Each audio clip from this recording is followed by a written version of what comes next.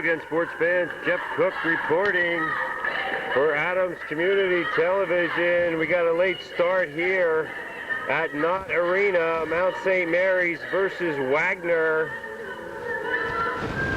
Mount St. Mary's with an air ball. Just under 10 minutes to play. They lead Wagner 23-19. Jack McClatchy is with me. Just fill you in a little bit to catch up. The Mount started off with a couple of buckets. They started a large lineup with three big players underneath to go against Wagner. They forced the ball down low, and they scored several buckets. Jess McNeil underneath, and then the other freshman, Gardner, scored a couple jumpers from in close. There's a low post move by McNeil, rebound by McNeil. She's really working hard underneath the boards. Thank you, Jack. We'll set those lineups as we're able to do it. Wagner just hit a three before we came on camera. Mount had led by 7, and now it's been cut to 4.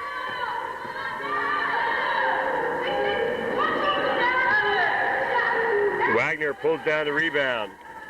The Mount's two best players are Amy Langville, number 11, out front, a guard, and a freshman forward, Melanie Gardner, 42 from Delaware. She's really an outstanding shooter.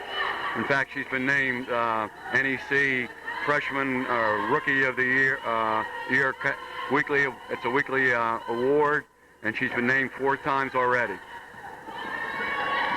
Outstanding start for the yearling.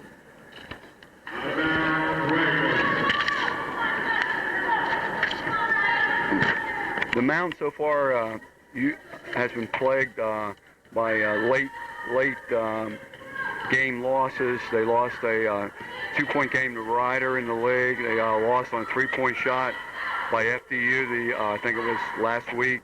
And they stand in second place in the league, 3 losses, which is not unusual.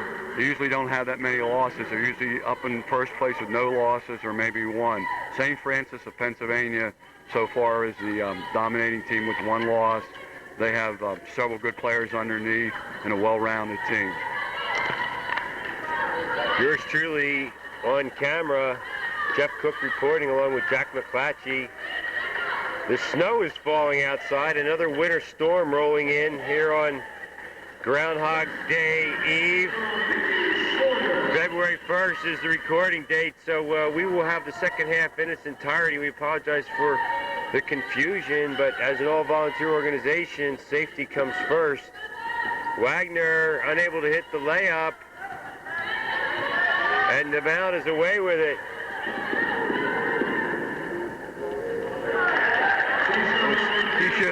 Keisha really pushes that ball and gets it down court and makes a driving layup.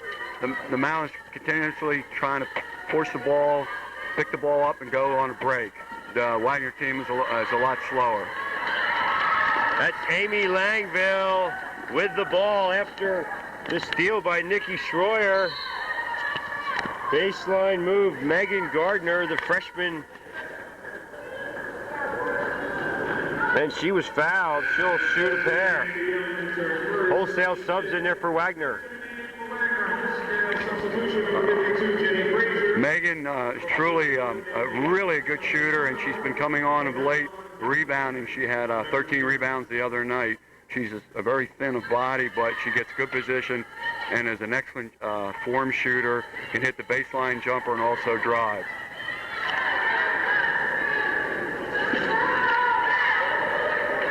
Gardner, or rather Chris Bryant with a stick back. Timeout Wagner, a chance for us to get organized. We'll pause.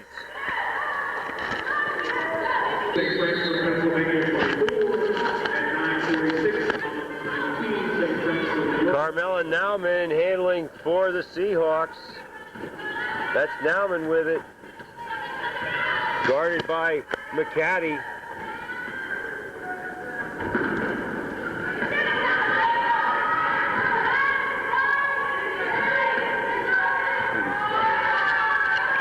The Mount is forcing Wagner basically to shoot the ball out of the perimeters because of all the height they have underneath. and then they're getting the rebounds and kicking it out and going coast to coast. McCaddy pulled up for the jumper, didn't get the roll, and Amanda Young there to clear it for the Lady Hawks.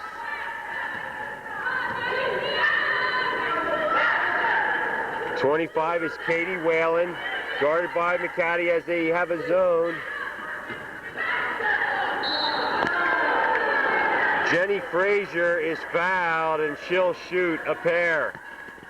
I've noticed one thing about the Mount, the women's team. They're not blocking out effectively underneath, and the Wagner's slipping through and getting extra shots. With this height advantage, there should be no trouble dominating the boards and then throwing the ball outlet, and the guards take off.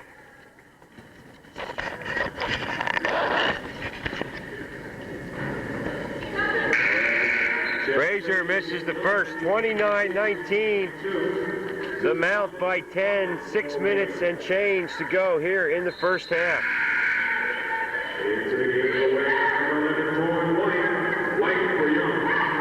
Wagner continues to shuffle players in and out. Dawn White enters the fray for the Lady Seahawks.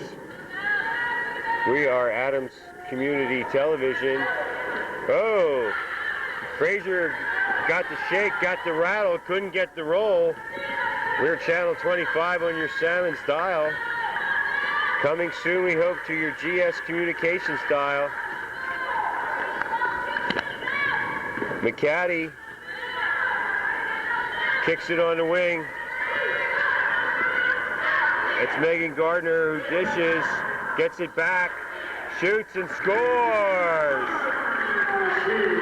As I said before, she's a real good shooter. She has a knack for where the ball is, gets a good shot, and when she missed, she followed her shot in, and no one boxed her out. She hit the two.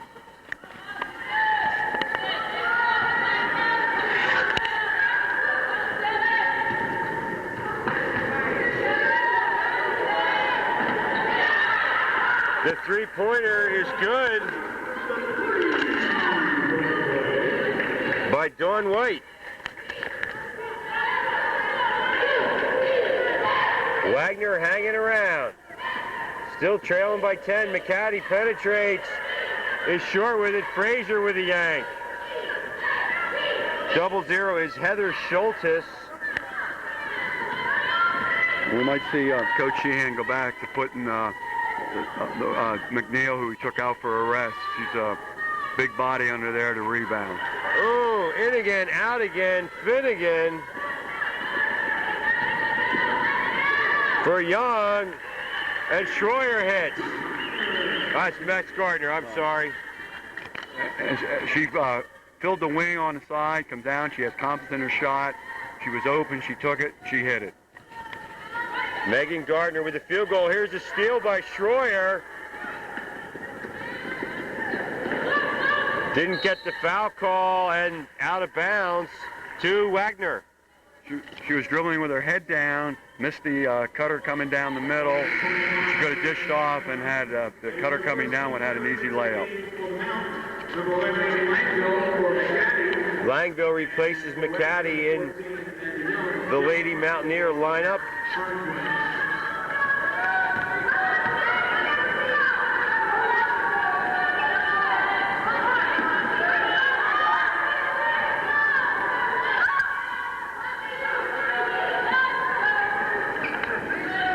We can watch Chris Bryant down low. She's really doing a job boxing and denying the girl low post position from Wagner. Really doing a good job. Now here's a good box, but the shot was good. White hits from three-point land again.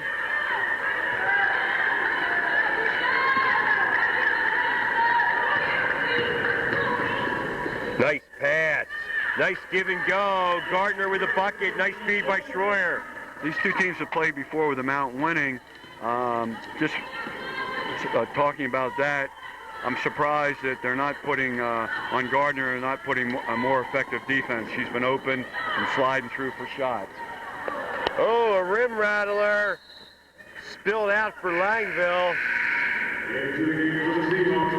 Chris Bryant with that last rebound. And that's it. as I said before, here comes McNeil back in. Just 6'2", a freshman from New Jersey, and really covers a lot of space under there. She needs to rebound, outlet the ball, and then set up position low to score. Jess McNeil into the lineup as Jack mentioned. Frazier hits and she's fouled. A chance for the John Hausman three-point play. Go to the line and earn it. It was kind of a delayed call. I was wondering, I guess the referee's waiting to see if it went in or not. Fouls on Gardner. Wagner in the bonus. No, that's possession arrow, I guess. They're not in the bonus. And Wagner retains the ball. Evidently on that previous foul, the foul was on the ball, on a play away from it.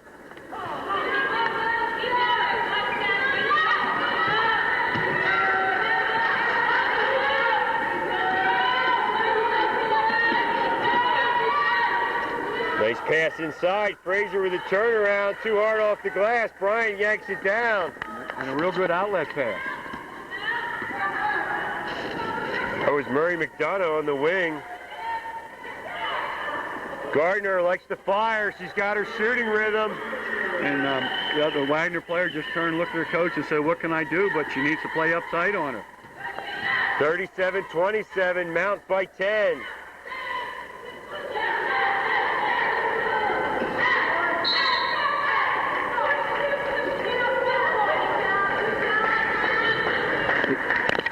The rebounding's taking a toll on the Wagner players because of the height advantage the Mount has, and Wagner's trying to attack, and they have to go over their back. That way they're picking up fouls. Conquest called for the hack. Beth Henson in there now for Coach Sheehan. That's Langville running the point. Gardner,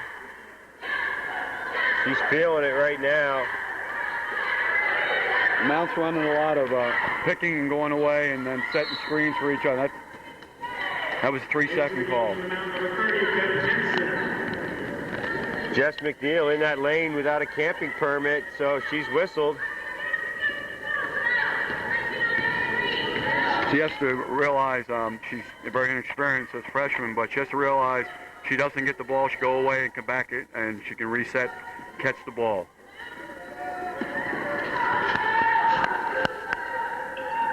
Nice pass underneath, but great defense by McNeil. Frazier had a layup. Gardner short with it. There's Bryant working the second chance opportunity, and she's fouled. Bryant's really doing an effective job. I think this is about 5, 6, 7 rebounds. She's got at least 4 on the defensive board and a couple on here on the offense, and is rewarded with a 2-shot foul.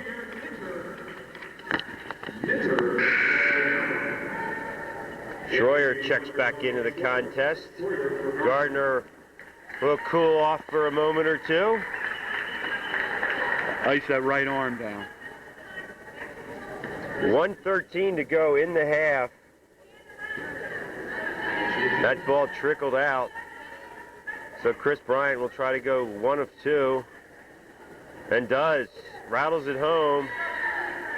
Mount by 11. Biggest lead of the contest. Fans would get a treat out of watching number 11, Amy Langville. She does everything for the Mount. Field goals, defense, steals, assists, rebounds. She's the best player on the Mount team. Nice block by Schroyer. Amanda Young tried to get the shot off, unable to do it. Down low, oh, nice little shovel pass, but good defense by Frazier. Bryant saw McNeil there, but good defense. Yeah, it might have been wiser just to take a little shot that she had, since McNeil had inside position, good rebound, she missed it.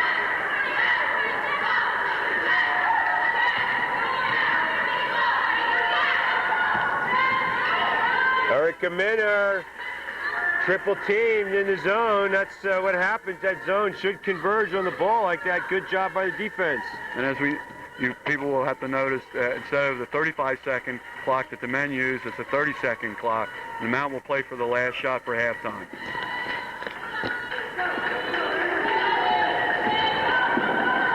Langville penetrates too hard off the glass, and McNeil gets the stick back at the horn. So the Lady Mountaineers take a 13-point lead into the locker room. Jack McClatchy has some special guests coming up at the half when we return. Don't go away. I'm here at halftime with Tony Hayden, freshman outstanding player for Mount St. Mary's. Look at the camera.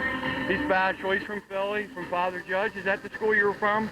I keep getting that mixed up. St. Joe's. St. Joe's. Well, Father Judge and St. Joe's, it's pretty close together. Okay. But Tony is really one of our hustling, outstanding ball players on Mount St. Mary's. His prime forte that he brings to the action is his overall hustle and eagerness. How do you account for that, Tony? Well, being a walk-on and everything, I try and work hard on everybody every day, And you started down the bottom, didn't you, when you first came on? And where has that got you? I'm starting now, so just hard work pays off. Tell us about the shot against FTU with, what was it, less than a minute to go? Come on, Jack. 8 seconds. 8 seconds? Oh, I just want to hear you say that. How many seconds to go? 8 seconds. Score was what? 70-all. 70-all. Yeah. Crucial game. You have to go back a little history on this. The Mount has never beaten FDU up there for a long time.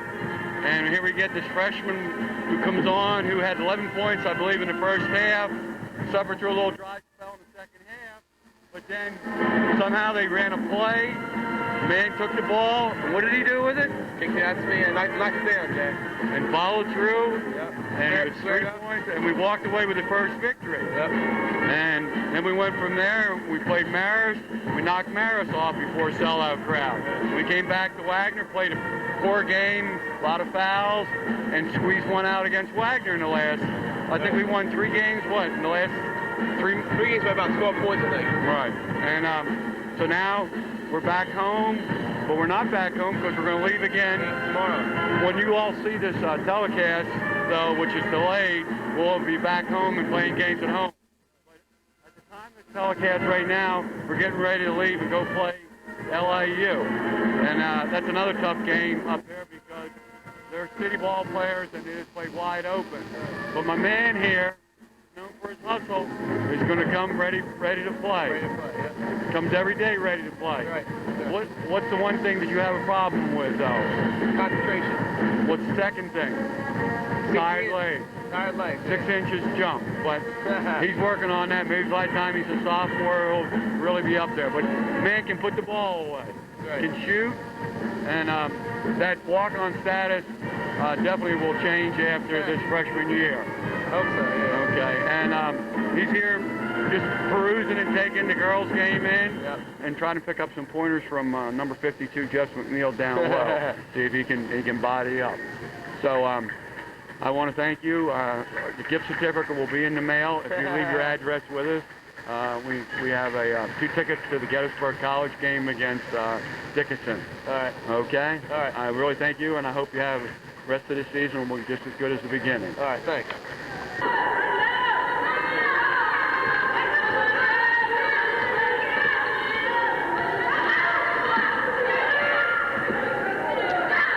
All alone is Chris Bryant. A real nice pick and roll to set the tempo for the start of the second half. Mount starting the same lineup that they started in the beginning of the game, and they look to put 40 points up in the first half. They look to double that. Wagner with the air ball. Lady Mountaineers get it back. They have a 15-point advantage. That is their largest of the game. The officials are Athena Agripopoulos and Zolma Baez. I'm not making it up. McCaddy.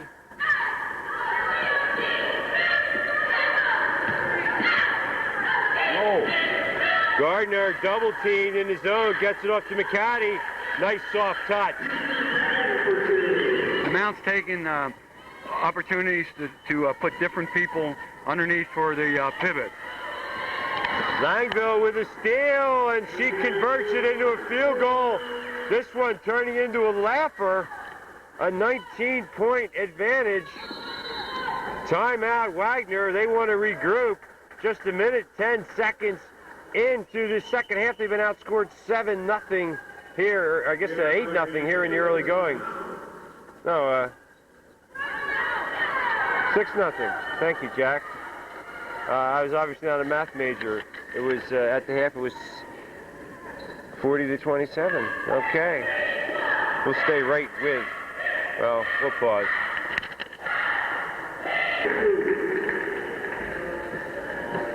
Ladies and gentlemen, our students are eligible to win $1. First half statistics. Megan Gardner led all scorers with 14. Jess McNeil and Chris Bryant 7 apiece. Keisha McCaddy with 6. Amy Langville 4. Nikki Schroyer 2. For Wagner, Jenny Fraser with 10 points. Dawn White with 6. Susan Moffett 5. Alicia Conquest 4. And Amanda Young a deuce.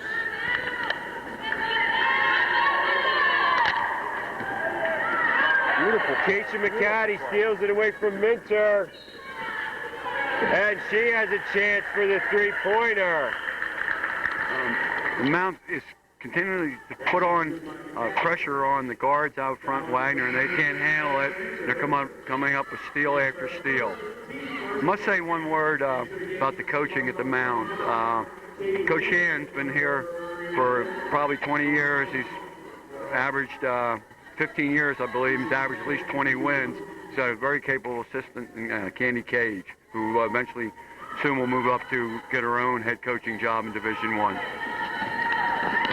McCaddy can't finish off the three-point play, so the lead remains 21, 48-27. Katie Whalen tried to shuffle it inside, slapped out by the Lady Mountaineers.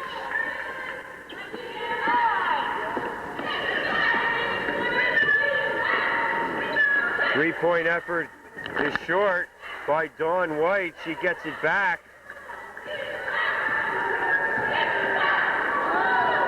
Tried to slide it inside to Frazier. She nearly traveled. Short again. But there's Susan Moffett on the stick back. I was trying to read Coach Shan's mind, saying he started a large line underneath, maybe getting ready for the other teams, such as St. Francis, which has a big team. FDU has a big team. And but some of the girls aren't boxing out on a defensive board. But there's Megan again scoring, and she knows how to get to the boards on the offensive side. So at least 16 now for Megan Gardner. We're supposed to get 6 to 10 inches of snow in the next 24 hours. White hits the long three. And it's snowing even as we speak. Wagner will have to hit a bunch of those threes to get them back in the game. So plenty of time so far.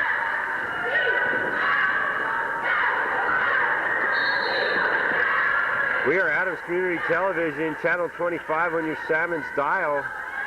This is local sports every Monday night, 7 to 9. And next Monday night, we hope to have the Mount St. Mary's men's basketball team. And we got to work out the details, but that's the plan right now, to be here next Thursday night against Ryder. Sounds good. That's a good. Ryder had 112 points the other night against LIU, so maybe they're coming back.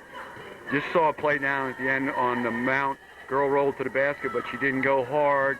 Missed a pass and then committed a foul because it was slow getting to the play. Turnover. That's Schroyer on the steal. Nice recognition. Beautiful pass. And that's what comes with keeping your head up. Langville saw McCaddy cutting toward the hoop, and McCaddy converted the easy layup. Keisha now with 10. Langville again on the steal. Another nice pass. This time, McCaddy can't make the bunny. Got too far underneath the basket. Conquest yanked down the board. She led Wagner rebounders in the first half with 5. Frazier throws up an air ball, and Langville Schroyer too hard off the back rim. McCaddy tries to tie up Conquest. Nothing doing as Frazier produces the orb. Moffitt, another air ball. She might try to claim that was a pass, but I think she'll get credit for the shot attempt. Let's talk a little local men's hoop action, Jack. You're a volunteer assistant with the men, and they're right now only one game out of the Northeast Conference League. Yeah, we're on a roll. We've won 3 games in a row, which is highly unusual, and all in the last minute or so. Timeout for this score. Moffitt hits the 3, 52-35. Just under 15 and a half minutes to go in the contest. And we'll talk some Division III hoops. A crier for Chris Bryant. Couldn't get the roll. Gettysburg lost the tough game to F&M last night. Jeremiah Henry had 27 to spark the Dips. They're 18-0, undefeated. They haven't lost in something like 42 consecutive regular season games, but Coach Petrie and his boys had them on the ropes, didn't they? Certainly, they certainly out-hustled F&M and missed some foul shots going down, and it could have been a different ball game. But you fans, between the Mount playing home here and the games at Gettysburg College, you can't miss. You can get your fill. Plus the high school with dual, you got enough basketball. Of course, that's Coach Jim Dooley of the Running Warriors, and we'll be back at the Wigwam again to bring you further coverage as their season unfolds. And Coach Wilderson has a nice team. The girls, Carrie Maitland, congratulations on her 1,000th point last week. And people want to know, well, why didn't you cover Carrie's 1,000th? And I guess there are other fans who want to know, why weren't you at Gettysburg to do the F&M game? Well, we do the best we can. We're an all-volunteer organization. We fit these games in around our schedule. And we obviously try to do the crowd pleasers, but you're not going to make everybody happy. That's correct. And I didn't mean to slight the women's. I don't mean to slight Biggerville and Bermuda and Fairfield and all the other local schools. There's good basketball all around. You just have to get out and enjoy it. Ever the diplomat. And you didn't even go to F&M, did you? No, but Coach Anderson did. I'm sure he was happy with that result, or maybe mixed emotions. The former Gettysburg College mentor and now an assistant to Coach Jim Phelan. Well, he's the last one to beat F&M at Gettysburg when he coached Gettysburg College. And it's been, what, 7 or 8 years, I think. Correct. Steal. And it blocked by Langville. Conquest, though, follows it home, and she's fouled. Wagner a chance to draw back within 15. A real good defensive play by Langville, but after she blocked a shot, no one else reacted to the ball. The girl, she rebounded, got a 2-point, and now she's on the foul line. Can cut it to a 53-40 or 13 points. So they are definitely coming back, and that's by a little hustle there.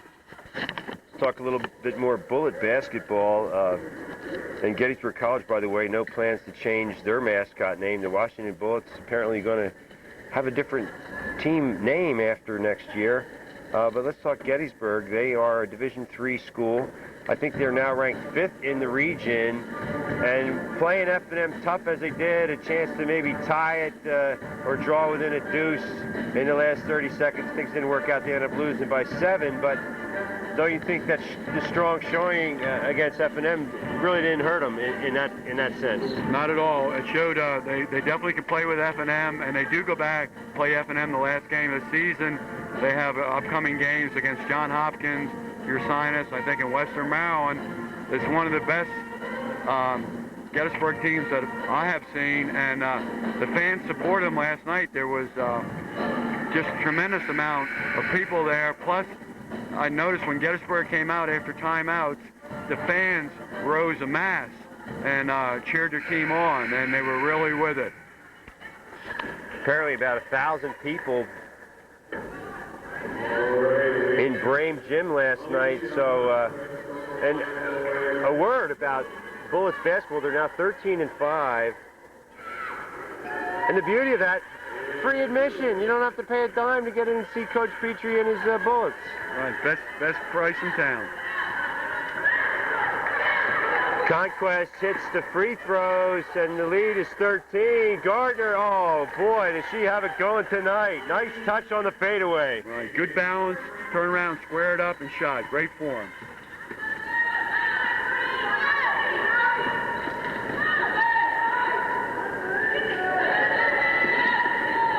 White launches, no. Good boxed out, too, by Gardner. She is fundamentally sound. Langville, beautiful bounce pass. Walk. Schroyer controlled it. Gardner pulls up and fires and hits in traffic. She's got 20 in the contest. The lead all scores. She gets that jumper and gets that arm out form and follows through, and it's right on line every time.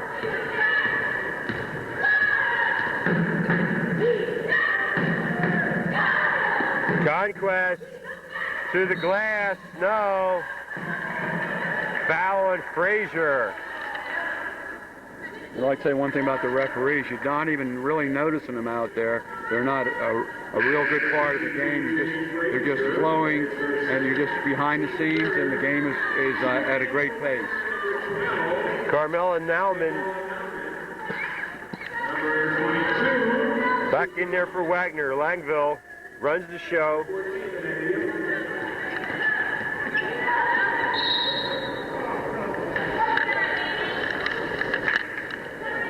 Fouled by Moffitt. To Susan Moffitt.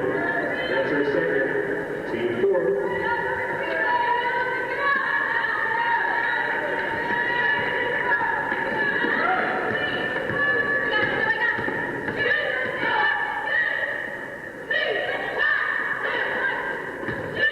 Schroyer too hard off the glass, and Conquest with a board. We're noticing the Mount's not shooting any three-point shots. They're trying to get the ball down low or right in the blue for jumpers. McNeil knocked it away. Schroyer came up with it. Ahead to McCaddy. Gardner, oh my, she's shooting sweetly. That was a poor shot, but right on line. One where the coach says, no, no, no, yes. And I guess if you're coaching a natural talent like Megan Gardner, you just have to kind of let her do her thing. And when she's got that shooting rhythm going, you just enjoy watching them go through the cylinder. You definitely don't put a harness on her. The lead is 19. The Mount's fortunate to have shooters like that. Brings to mind the way she shoots, the same way that Chris McGuthrie, the second all-time scorer for the Mount, who has over 2,000 points. Congratulations to Mr. McGuthrie. Moffitt is short with it.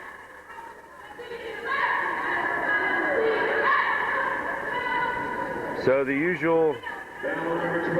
usually reliable Todd Chronister unable to be with us, so I'm handling the camera duties as well as the play-by-play. Jack McClatchy, the irrepressible one, is my analyst and cohort. When I talk to Coach Sheehan after this game, I'm going to have to remark to him that they need to work more on boxing out and more being tougher off the defensive board. Langville.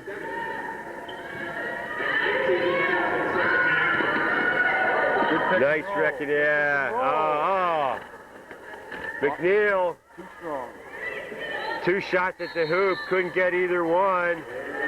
And now Conquest called for the travel. And she's a freshman, but she's already played 3/4 of the season, or at least over half the season. She's trying to peak. She's going to make those shots. She's going to come up against tougher competition. She's not going to get that many shots. So you got to nail the first one down. And you got to get off her feet.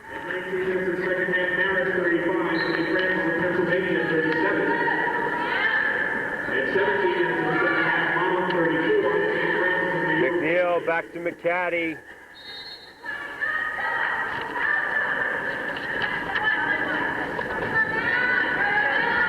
Mounts pull back to a 19-point lead, but very quietly.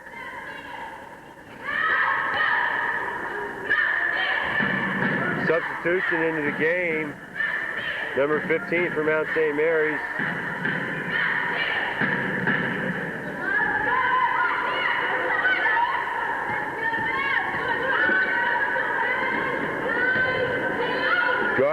nice duck under, a little too hard with it. McNeil can't get the follow.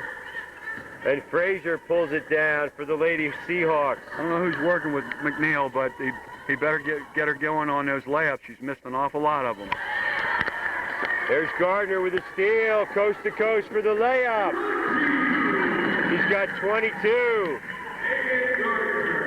I think she knew where she was on the court, but it looked like she went real easy on that layup, and sometimes that can backfire. There is at least one celebrity in attendance here today. PA man Brian Wilkinson, the voice of the Bullets, enjoying the festivities.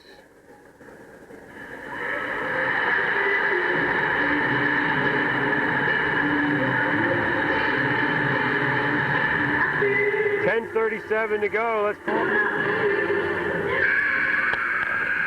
In order to capture the ambience of Division 1 women's basketball, we check out the Mountaineer at work. The man can dance. He can lay down some steps.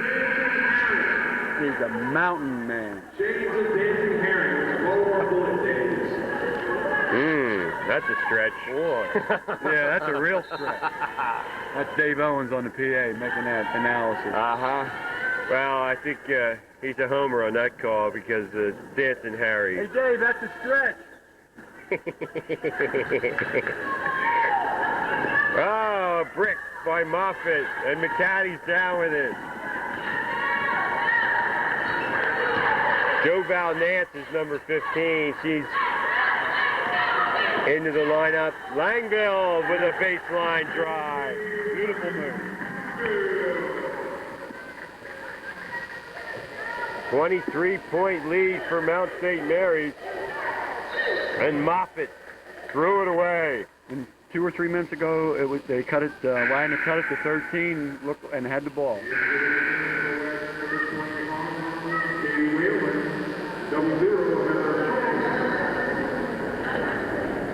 Heather Schultes checks into the lineup.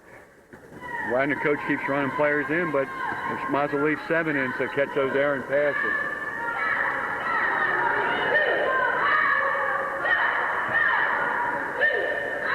Nance with a drive. Conquest with a board. Schultes with an ill-advised heave. Rebound by Brian, who definitely has at least 10. That's 7 in the first half. McCaddy. Back to Gardner. She's fouled. She'll shoot a pair.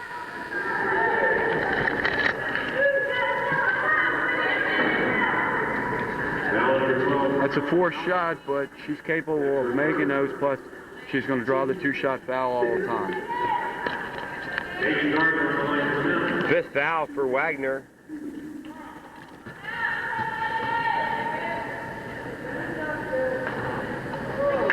Rattled it around and down.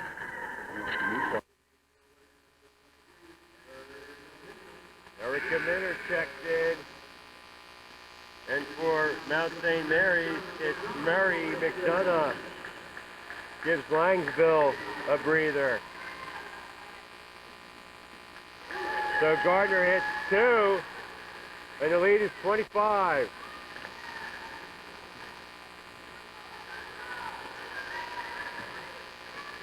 Wagner's definitely going to have to open up with some 3-pointers, and there is one.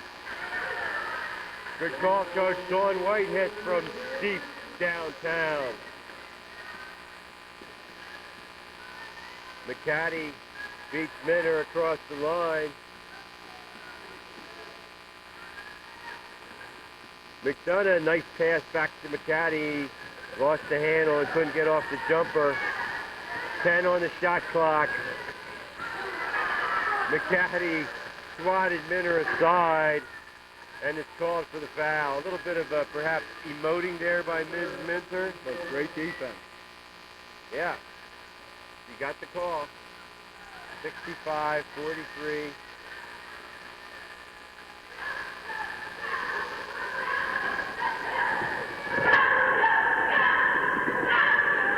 White hits again. She on him first. She's got, I think, like 12 on all three-pointers. That's definitely her forte.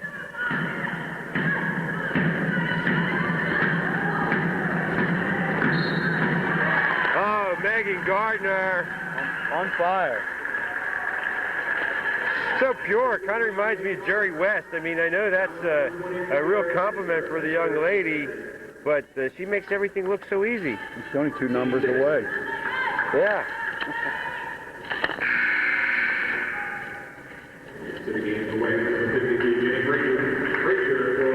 The kid from Cabin Creek.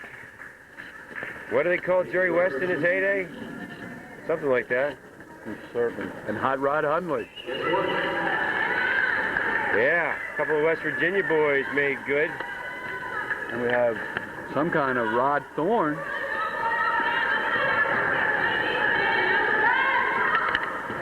Too hard with it is Katie Whalen. Dawn White dribbles it off her foot.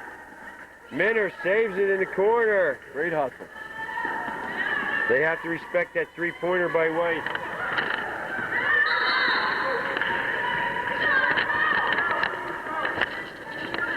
A couple of youngsters stopping by the booth. Hey, fellas.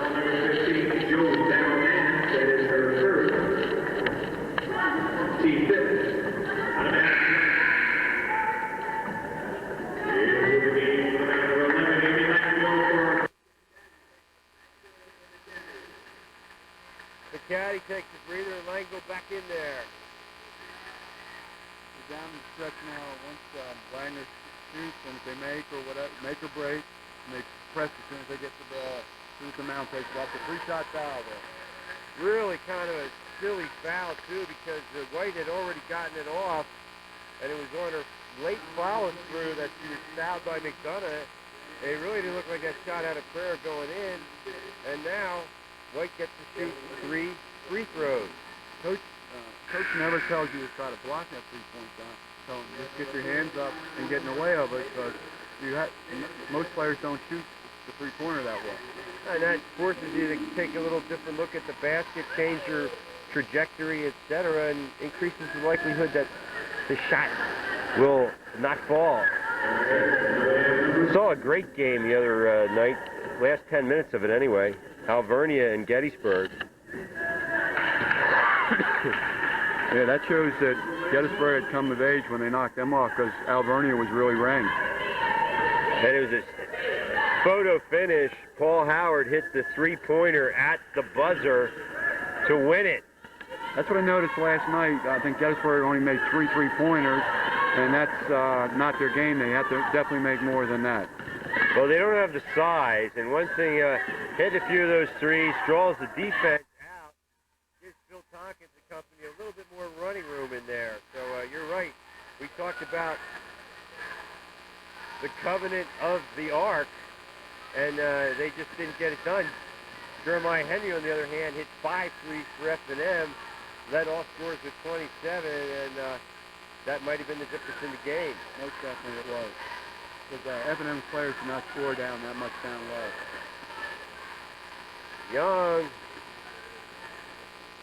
drew glass and metal, but the shot really had no prayer.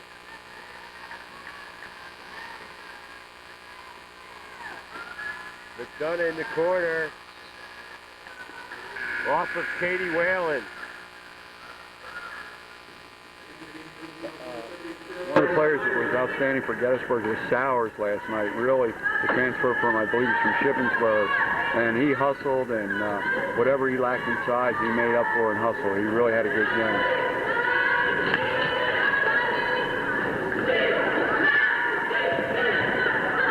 Oh, That's definitely a violation. But well, it's snowing. The refs, they probably have worried about their transportation after the game. Let that one go. Wagner down by 20, but you're right. It clearly was a travel, and everyone in the house saw it. Young is fouled. And we hadn't noticed her going to the basket. She was shooting the 3-pointers.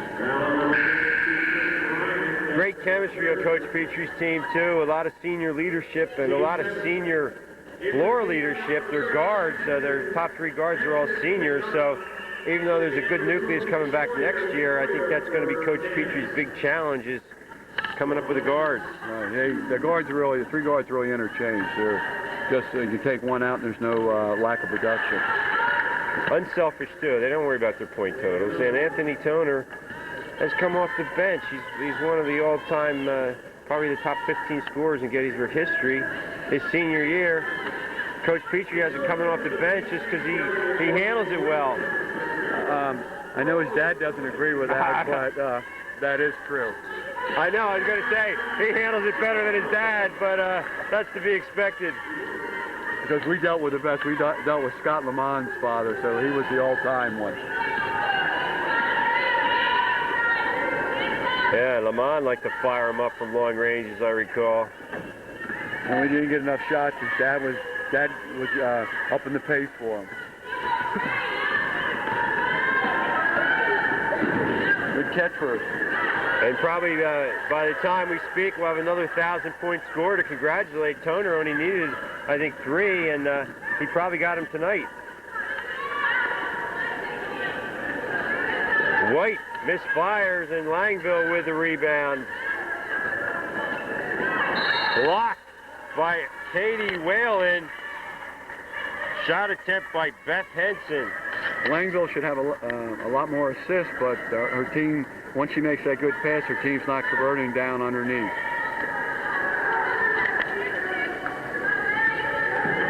And I think we speak from personal experience. There's not many things more frustrating than getting an outstanding pass from a teammate and blowing the wide open layup. That hurts every bit as much the person who misses a shot as the passer who's denied the assist. Henson just hit that 3. That's one of the few threes for the Mount. 73-49, 4.5 minutes to go in this one. We didn't have any 3 points in the first half.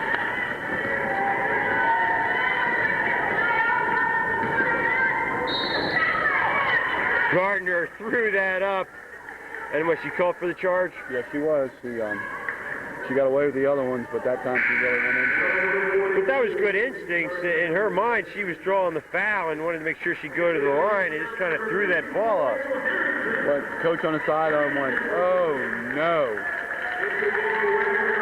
Yeah, when there are 3 players guarding you, that should tell you something. There got to be at least 2 other players open, and that's the challenge.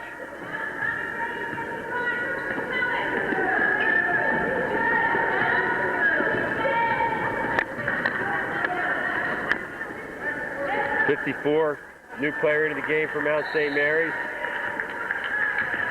Foul from behind.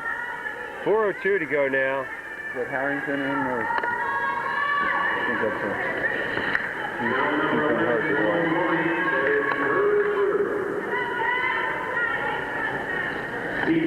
a... So we'll talk about the 1,000-point scorers around the community. You got Anthony Toner joining the club at Gettysburg College. Ann Himes already on board for the women's team at Gettysburg with about 1,200, trying to become the all-time leading rebounder and possibly the leading scorer in Gettysburg history. I don't think she's going to get the scoring title, though. It looks like she's going to get the rebounding title. No, not unless she really picks her pace up, which she needs to. It's kind of an enigma, and I guess there's probably something that Coach Kirkpatrick's trying to solve too. Ann Himes' point production is down a little bit from years past, and it's kind of hard to figure out why. I guess number one, you got to shoot to score, and she really is not getting her shots. Right. I noticed when the season started that he was looking for great things out of his team, but so far it hasn't materialized. And they missed Kelly Geis, but Megan Malloy's done an outstanding job, has clearly benefited from your tutelage as Whalen chips in a field goal.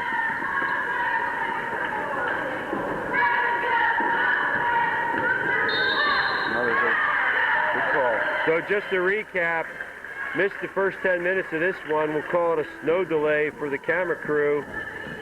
When we got here, Wagner was in it. They were only out about 3 or 4 points back, but since then, Mount has really poured it on. Megan Gardner gets a nice ovation from the few fans that have braved the elements. I guess this is a subpar crowd due to the snow, Jack. No, this is about usual. I don't want to disagree with you, but for some reason, women's basketball just doesn't attract a lot of fans here. It was a rhetorical question, so I was really seeking input from you, and I thank you. And they are nice seats. You can't beat the seats, and they're free. Yeah. So talk sports bargains. This is another one. Like we're talking about Brian Wilkinson, he brought a date out. Doesn't cost him anything but just to put the car in. It might be her car for all we know. Oh, well, he's just one smooth operator. We can see him over there talking over strategy about the game. Yeah.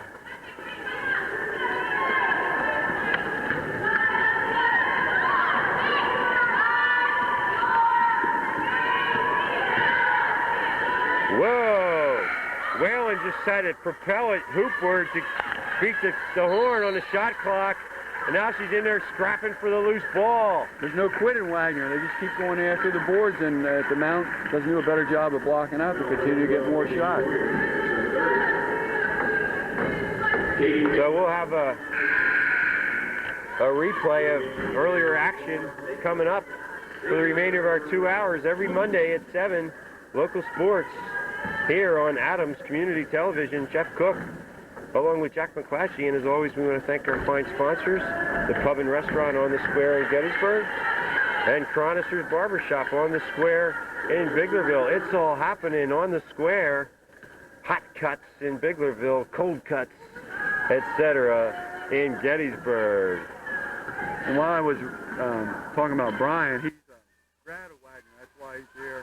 He'll probably be here next week when the Mount plays Wagner in the men's action. Well, he's in rehab, and we wish him well. He just had some arthroscopic knee surgery, and knowing his dedication and his hard work, he'll be back on that noon ball floor before you know it. Is his game in rehab? He's going to point guard training camp. He'll be back. He's going to retool his game. Retool. He better come with a full deck then. Langville double team.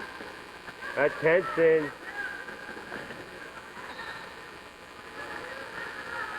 New player in there, number 22.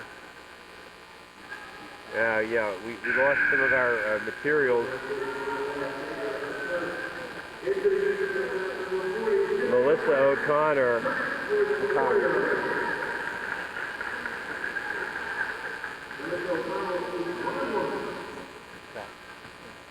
Cynthia Kratz just checked into the lineup as well. Melissa O'Connor hits the front end.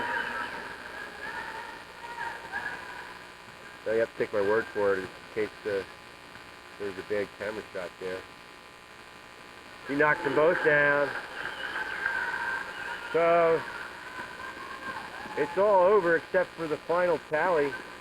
The Mount in command here by 22, and they will enhance their record. Only, I think, 2 or 3 conference losses, so they're in the thick of things, although usually they're used to being out front.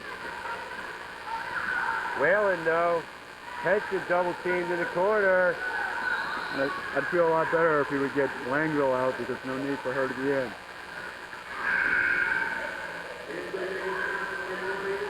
And he must have heard you. Murray McDonough. I'm like Phil Chenier on the Bullets. I see the subs coming in, and I predict those moves.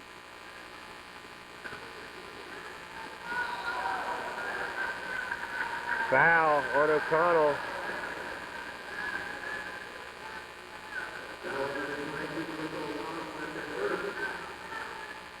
.118 to go in the contest. It's my pleasure to have as my guest analyst today, Jack McClatchy. I'm going to name the viewer of the week. We can't let this tension go on any longer.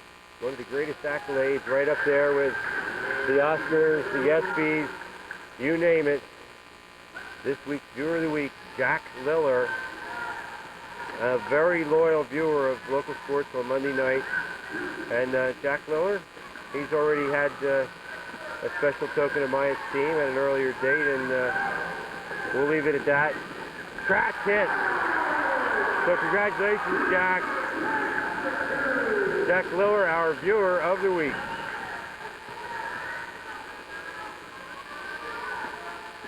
Well, if you can't get the Nobel Prize or the Heisman or an Oscar, why not viewer of the week? Sounds good.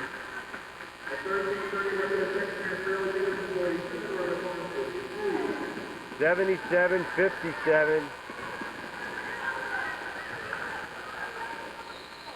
Ooh.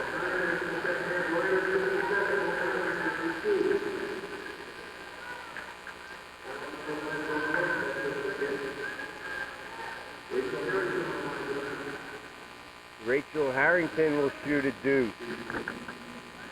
She's been hurt.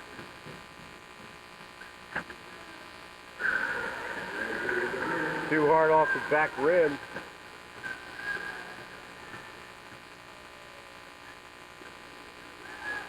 So she's 0 for 2. And McDonough runs it down in the corner. Henson. Stolen away by Minter. Minter can't hit. O'Connell with the board. He tries to go coast to coast. Whalen's really been scrapping out there. She commits the foul, but Katie Whalen, a lot of hustle down the stretch here for the Lady Seahawks. The 20-point lead, though, makes it all academic. Yeah, I'm starting to fade this last 2 minutes. I'm worried about that snow. Great job at the half, though, with Tony Hayden. And now, you can tell from the crowd reaction, not from the shot. The camera shot, that is, that foul shot was good by Melissa O'Connell. Does do a better job here. She knocked them both down. 4 points in the last minute for Melissa. I want to say a special hello to Mike Herring, because I know he listens. He critiques all our broadcasts. Mike Herring? Herring. Herring. All right. Thank you. Maybe he's a candidate for viewer of the week.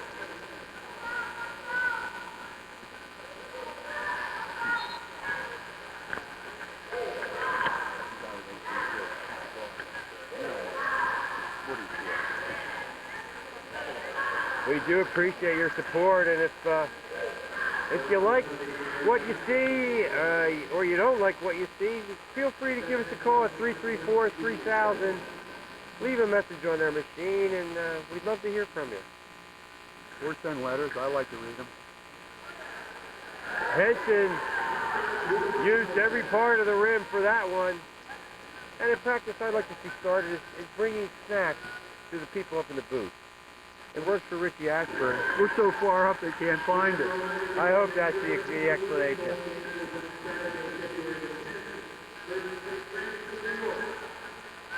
When you come back from the men's game, you get treated better. No question. Well, we'll try to work out those details for that, and as I said earlier, hopefully next Monday night it'll be Division I basketball, Mount St. Mary's and Ryder. We did a game a couple years ago, Bucknell game, and enjoyed the experience thoroughly. Hopefully our viewers did as well. And then coming down the stretch, we hope to get back to the Wigwam and perhaps Biggerville, Scotland. We'll see. A lot of good games in the next couple of weeks. We have to get out and check Mr. X team out. Well, they really had a great stretch there, and that buzzer beater loss to Scotland seemed to take some wind out of the sails. They've lost a couple of games that normally you might think they should win, so hopefully the Canners will right themselves. Well, maybe that fact that Scott Brown has left and went back to Greensboro might have something. They don't have much of a incentive. That's a stretch as well, but Scott Brown will be missed. We enjoyed his work at the Times and wish him well. Final score here at the Knott Arena. Mount St. Mary's 81, Wagner 59. Final thoughts, Jack McClatchy. We saw well-played game by the Mount, especially by Megan Gardner, who shot well, and Amy Lanville, who handled the offense. And they had a height advantage on Wagner. Wagner had trouble hitting down low. That made some three-pointers, but definitely could not keep up the pace on the Mount. The Mount needs in my opinion, needs to box out better, play more aggressive defense, and they'll go far. Go, you Pep fan, go! And so that wraps things up from Knott Arena. For Jack McClatchy, this is Jeff Cook saying, see you next Monday night, sports fans. Good night.